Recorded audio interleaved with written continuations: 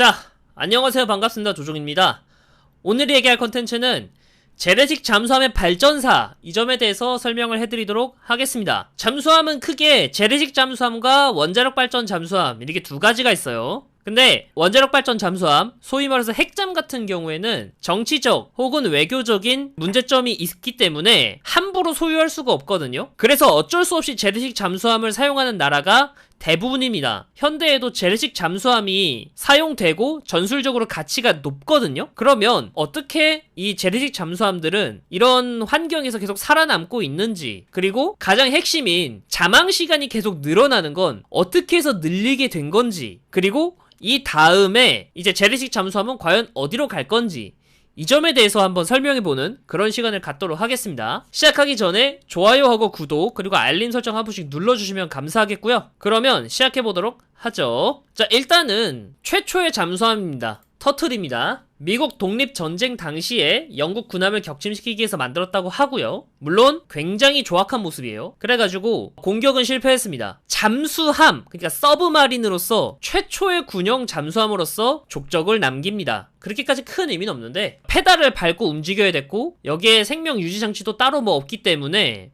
굉장히 불편하다고 했답니다. 이제 남북전쟁 시기에 요거를 조금 더 세련되게 만들어요. 현리함입니다. 이거는 정말로 적함을 침몰시킨 기록을 가지고 있어요. 잠항해서 접근한 상태에서 작사를 적 함선의 밑바닥에 꽂아서 수레를 기폭시키는 방식입니다. 그러니까 이 잠수함이 쭉 가가지고 배에다가 이 작사를 꽂고 폭발시켜서 공격한다, 약간 요런 개념이에요. 자, 그 다음이에요. 자, 이 기뢰가 어쨌든 간에 꽂아야 되잖아. 어쨌든 간에 창검수를 해야 되는 거잖아요. 그러니까 불편하단 말이야. 이 수레를 움직이게 하면 되잖아요. 그렇게 해서 개발된 게 어뢰입니다.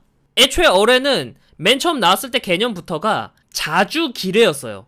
자주는 자기가 혼자 움직일 수 있다, 이 소리입니다. 이후 어뢰는 각 나라에 퍼져서 잠수함의 표준 무장이 됩니다. 자, 그러면 어뢰라는 물건을 최초로 사용한 잠수함이 있을 거 아니야. 어디라고 생각하십니까? 어뢰를 최초로 사용한 잠수함. 네, 오스만 제국입니다. 실제로 오스만 제국이 1886년에 처음으로 어뢰를 탑재한 잠수함을 만들어서 운영하였고요. 심지어 잠수함 전대를 창설했어요. 생각보다 좀 선진적인, 깨어있는 그런 나라였던 거죠. 근데 왜 에진코트는 영국한테 그렇게 어쨌든 최초로 어뢰를 탑재한 잠수함을 만들고 운영하고 잠수함 전대까지도 창설한 그런 나라였다. 그리고 난 뒤에 잠수함 자체도 발전을 하기 시작해요. 이때 잠수함 보면은 이 연돌 있고, 이때 제가 알기로 이 잠수함이 증기 터빈으로 돌아가는 그냥 일반적인 선박을 넣은 그런 방식이었어요. 근데 일반적인 선박에 있는 추진기가를 넣기에는 이 잠수함이라는 물건이랑 안 맞거든요. 왜냐면 잠수함은 공기가 부족한 곳에서도 계속 이제 프로펠러가 돌아서 추진을 해야 되잖아요. 그래서 우리가 흔히 알고 있는 게 물 밖에서는 엔진을 돌려서 배터리를 채우고 그 충전된 배터리를 물 속에서 사용한다, 이 개념으로 다 알고 있잖아요. 이 개념이 맨 처음에 시작된 곳은 어딜까? 미국입니다. USS 홀랜드라고 함명도 SS-1이에요. 첫 번째 잠수함이다, 이거예요. 이때 처음으로요, 배터리 충전이 가능한 최초의 잠수함이 등장합니다. 이때는 수상에서는 가솔린 엔진을 사용하고 수중에서는 배터리로 전기를 공급받는 방식으로 전기 모터를 추진하는 방식입니다. 크기는 여기 사람 보이잖아요. 이 정도 크기예요. 굉장히 작죠? 오늘날 잠수함에 있을 건 다 있어요. 여기 배터리 있고 밸러스트 있고 어뢰 발사관 있고 여기 어뢰가 장전돼 있고, 그리고 전기 모터로 프로펠러를 돌리고, 현대 잠수함의 개념이 여기 다 들어가 있습니다. 그래서 사실상 오늘날의 디젤 전기 추진 잠수함의 아버지 개념인 거예요. 자, 그러면 기본 무장 어뢰로 표준화됐어요. 기본 추진 체계 디젤 전기 추진으로 표준화되었어요. 이 두 개가 표준화돼 있으면 이제부터 뭘 한다? 양산을 시작한다. 그게 유보트의 등장입니다. 당연한 수순이었어요. 표준 무장과 표준 추진 체계가 정립이 되면 그때부터는 그걸 바탕으로 대량 양산을 해요. 그렇게 해서 대량 양산을 해서 나온 게 1차 세계대전 때 등장한 독일의 유보트였고요. 이 유보트들은 대서양을 누비면서 잠수함이라는 함종이 얼마나 공포스러운지 보여줬습니다. 그리고 이 공포는 1차 세계대전에서만 그치는 게 아니라 2차 세계대전까지 이어지고 있고요. 그리고 듣기로는 이 유보트가 최대 72시간 동안 잠수를 할 정도로 잠항 시간이 길어집니다.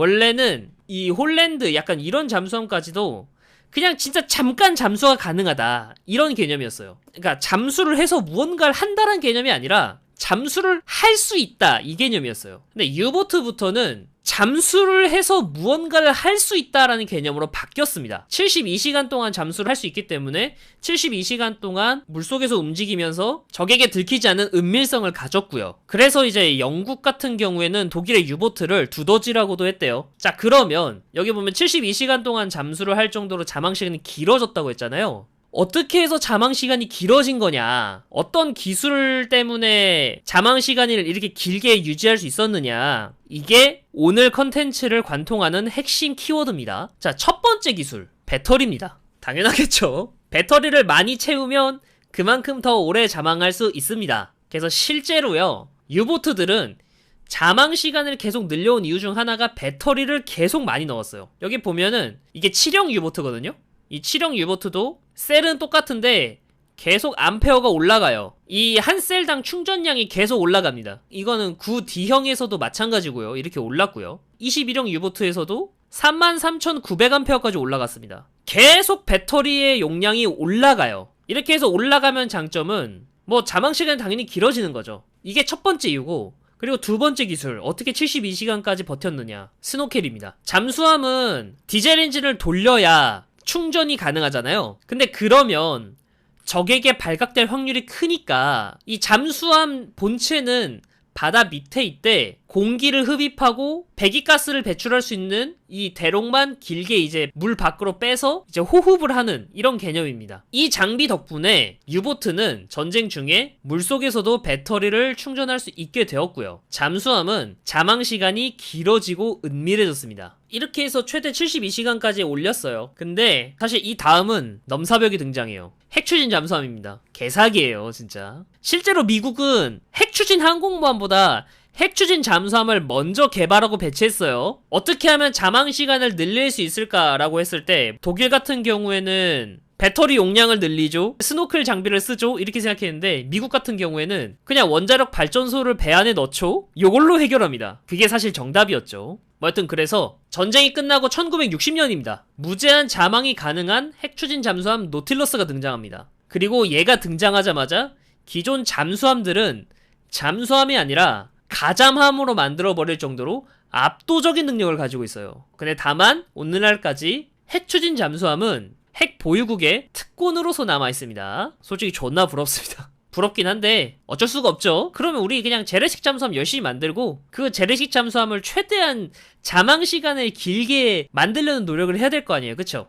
그거는 지금도 이어지고 있어요. 조금의 위안을 좀 드리자면 핵추진은 원리적으로 일반적인 재래식 잠수함보다 시끄럽습니다. 이거는 당연한 거예요. 왜냐면 재래식 잠수함은 배터리의 전기로 모터를 돌리는 거잖아요. 원리적으로 굉장히 조용합니다. 근데 이제 핵추진 잠수함은 원리적으로 구동음이 큰 건 사실입니다. 방음 대책을 더 여유롭게 할 수 있다 이렇게 얘기를 하는데, 방음 대책을 잘 해야 재래식 잠수함만큼의 소음을 줄일 수가 있습니다. 우리는 이제 재래식 잠수함에 AIP를 추가를 해가지고 자망 시간을 최대한 끌어올리는 방향으로 지금 발전을 했습니다. AIP는 공기 부료 추진 시스템입니다. 기존에는 디젤 엔진을 돌려가지고 배터리를 채워야 수중에서 운행이 가능했는데 AIP는 그럴 필요 없이 물 속에서 외부의 접촉과 필요 없이 자체적으로 에너지를 만드는 방식이에요. 내부적으로 자체적으로 에너지를 생산한다는 개념에서 사실 원자력 추진 체계도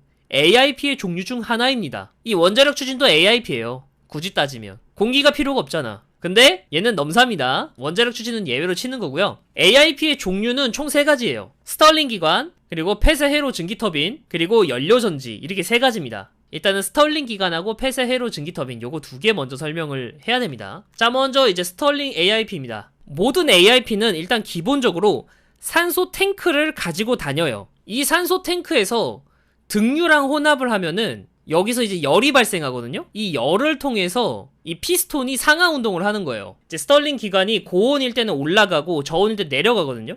사실 열 효율은 가장 우수해요. 열 효율은 가장 우수한데 부피 대비 에너지 생산량이 작습니다. 그게 좀 아쉬워요. 열 효율은 가장 우수합니다. 이 스털링 AIP를 사용하는 잠수함은 고틀란드급 잠수함, 스웨덴 거 하나 하고요. 그리고 소류급 잠수함, 이렇게 두 클래스가 있습니다. 그 다음에 폐쇄식 증기 터빈 방식입니다. 메스마 추진 체계라고도 하거든요. 이렇습니다.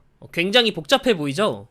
근데 쉬워요. 에탄올하고 산소가 있어요. 요거 두 개를 연소를 시킵니다. 잠수함 내 에탄올 탱크하고 산소 탱크가 따로 있는 거예요. 그래가지고 이걸 연소를 시켜요. 그러면 열이 발생하겠죠. 이 열로 물을 끓입니다. 그럼 증기가 발생을 하겠죠? 그럼 이 증기로 터빈을 돌려요. 이 터빈은 발전기와 연결돼 있어서 전기를 발생시키는 그런 방식입니다. 이거 자세히 보면은 에탄올 산소 연소 챔버 있잖아요. 이것만 원자로로 바꾸잖아요? 핵추진입니다. 프랑스에서 만든 거예요. 그래서 얘의 장점은 일단 터빈을 돌려서 전기를 발생하는 방식이라서 단위 시간당 발전량이 가장 높습니다. 다만 단점은 수중에서도 높은 속도로 자망을 할 수 있지만 굉장히 시끄러워요. 그냥 시끄러운 게 아니라 굉장히 시끄러워요. 경운기예요, 진짜로. 이 메스마 방식으로 운영하고 있는 잠수함이 파키스탄의 아고스타급 잠수함 그거 하나하고 스코르펜급 잠수함 요거 두 클래스만 있는 걸로 알고 있습니다. 이 참고로 스코르펜급은 프랑스가 개발을 하고 이제 브라질이 산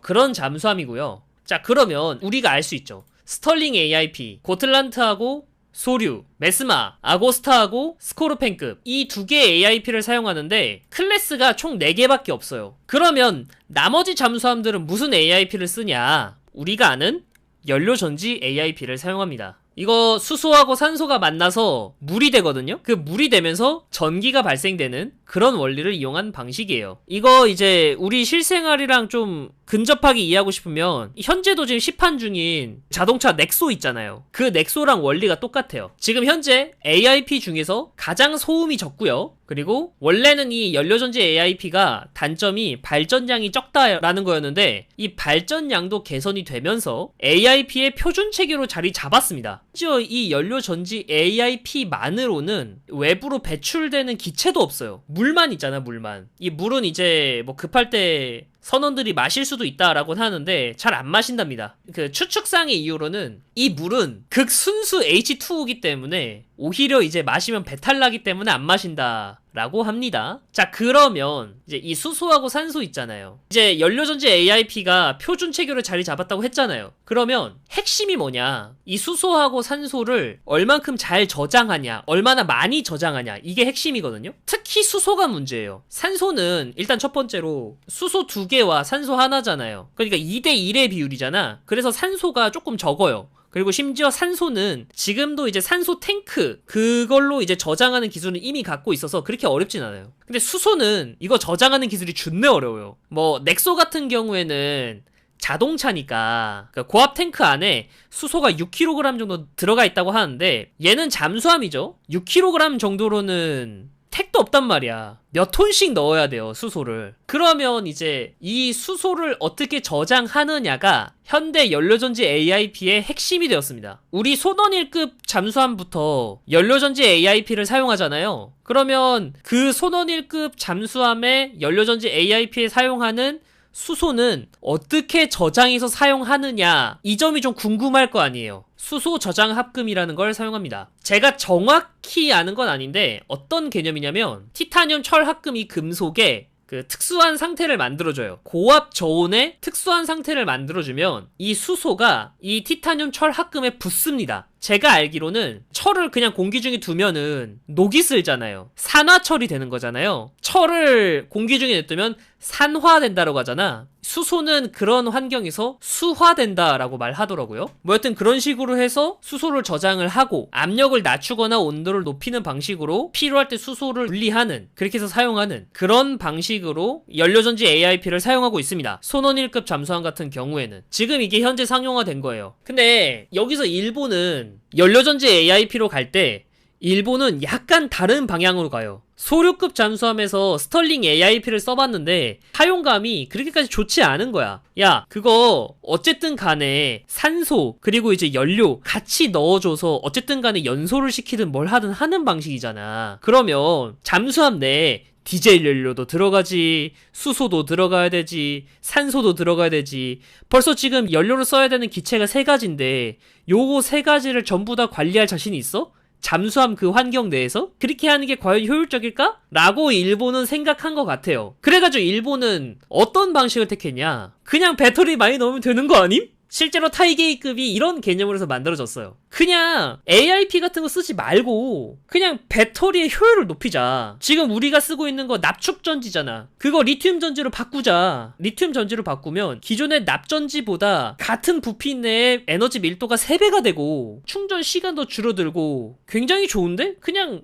올 리튬으로 가자. 진짜로 이렇게 생각했습니다. 그래서 이제 타이게이급의 추진기간 홍보 같은 거 자세히 보면은 우리 디젤 엔진은 발전에 특화된 디젤 엔진이라서 충전 시간을 기존보다 훨씬 더 짧게 가져가는 게 가능하다라고 홍보를 많이 해요. 어쨌든 얘네들도 스노클링이라는 걸 해야 되는데 그 스노클링 할 때 최대한 시간을 적게 가져가겠다 이 개념이에요. 그래서 뭐 해저대 주장에 의하면 기존 소류급 잠수함보다 더 긴 잠항 시간, 더 우수한 거주성을 가진다고 합니다. 물론 이제 AIP 추진체계 쪽에서도 반박을 할 수 있는 게 뭐냐면 야 그거 리튬이잖아. 황은 물이랑 접촉했다고 해서 그렇게 큰 문제가 나진 않아. 근데 리튬은 물에 조금만 닿아도 폭발해. 잠수함이라는 그런 극단적인 환경에서 물이랑 닿으면 바로 폭발할 수 있는 그런 물질을 집어넣는다고? 그런 위험성하고 수소하고 산소 같이 들고 다니다가 뭔가 취급의 위험이 발생해서 사고가 발생하는 거하고 어쨌든 간에 사고율은 비슷한 거 아니냐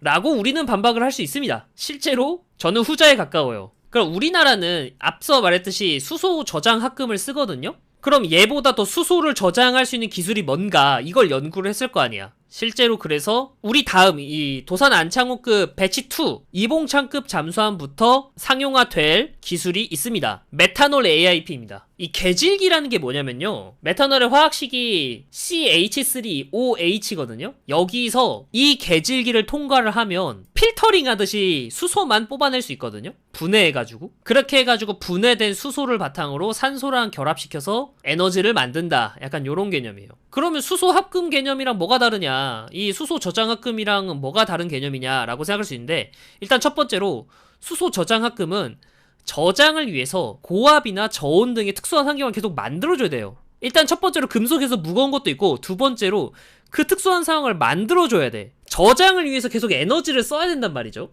근데 메탄올은 상온에서 액체입니다. 상온에서 액체라는 소리는 굳이 뭔가 추가적인 거를 뭔가 할 필요가 없는 상황이라는 거죠. 그러다 보니까 이 상온의 이제 액체인 메탄올을 계질기를 통과시켜서 필요할 때 수소로 뽑아서 산소랑 결합을 시켜서 에너지를 만든다는 개념이에요. 물론 단점은요, 이산화탄소가 나옵니다. 이산화탄소 자체가 물에 좀 잘 녹아서 큰 문제가 없다라고 생각할 수도 있는데, 어쨌든 이산화탄소를 배출시켜야 되잖아. 그래서 약간 소음이 나는 문제가 있어요. 저도 이거는 단점이라고 생각해요. 그래가지고 차라리 이 수소 저장 합금 방식으로 해서 그냥 순수 수소만 이렇게 나오는 방식이 좀 낫지 않나 라고 생각을 하는데, 이 수소 저장 합금에 비해서 사실 이 메탄올이 단위 면적당 압도적으로 수소를 많이 저장할 수 있기 때문에 이산화탄소가 배출된다는 단점을 감수하고서라도 사용하지 않을까라고 생각을 합니다.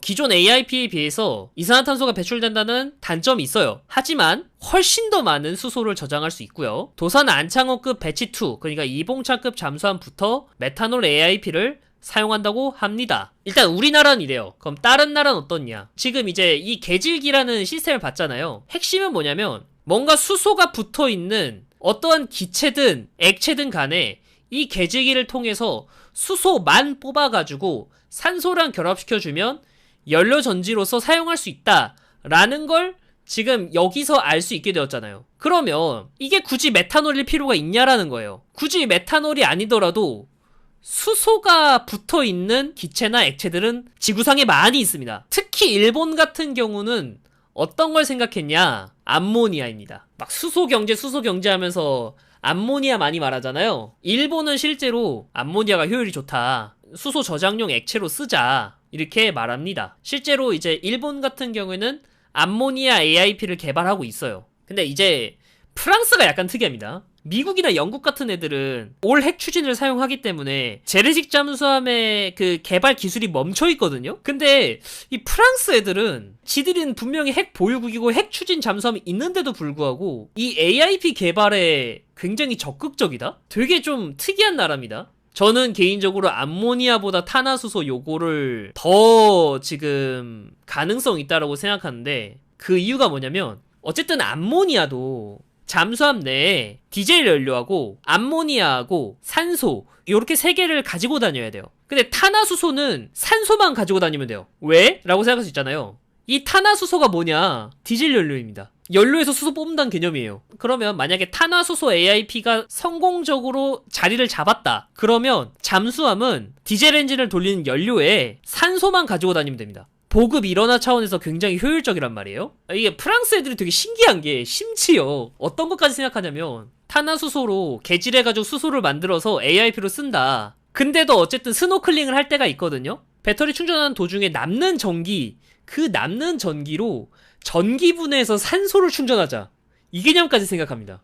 프랑스 애들 되게 신기하지 않아요? 아까도 말했지만 얘네 핵 보유국입니다. 아이디어 자체는 괜찮죠. 물론 이제 이 기술을 과연 상용화할 수 있냐 없냐는 그 다음 얘기지만, 어쨌든 프랑스 애들 아이디어가 좋죠. 약간 보법이 다릅니다, 진짜로. 다른 나라들 같은 경우에는 어떻게 하면 수소를 저장할까? 약간 요 개념만 생각을 하는데, 이 프랑스 같은 경우에는 수소를 저장하는 거 플러스 어떻게 하면 산소도 만들어낼 수 있을까? 여기까지 생각하는. 자, 그러면 여기까지가 이제 AIP예요. 프랑스 애들이 어떤 개념을 또 생각내냐면, 야, AIP 이거 시스템 복잡하다. 이거 올 리튬 전지 잠수함? 이것도 심지어 복잡하다. 이것도 어쨌든 연료 들어가고 디젤 엔진이 들어가고 스노클링을 해야 되는 거 아니야. 너무 복잡하니까 전기만 놓고 다니자. 그냥 배터리만 쓰자. 디젤 엔진은 뭐든 다 필요 없어. 그냥 배터리만 넣고 그냥 쓰면 되지 않냐. 진짜 보법이 남다릅니다, 진짜. 전전기 잠수함이라는 걸 지금 연구를 하고 있어요. 야, 그럼 배터리 방전되면 어떻게 해? 배터리 방전되기 전에 항구로 와서 충전하면 되지. 일본은 배터리의 효율을 높이자라는 거예요. 실제로 그래서 타이게이급도 스노클링 해야 돼요. 얘는 항구에 와서 충전을 해야 돼. 개인적으로 요 개념 있잖아요. 요게 무인 잠수정 같은 데에는 실용성이 있다고 생각합니다. 다만 유인 잠수함에서까지 이걸 사용할 수 있냐? 라는 의문은 들죠. 지금 여기까지 왔습니다. 지금 잠수함 개발의 최신은 지금 여기입니다. 전전기 잠수함. 오늘 준비한 내용은 여기까지입니다. 재밌게 보셨다면 좋아요하고 구독 그리고 알림 설정 한 번씩 부탁드리고요. 멤버십 가입도 좀 해주셨으면 감사하겠습니다. 제 컨텐츠를 봐주셔서 감사합니다. 그러면 저는 다음 컨텐츠에 뵙도록 하죠. 그럼 안녕. 끝.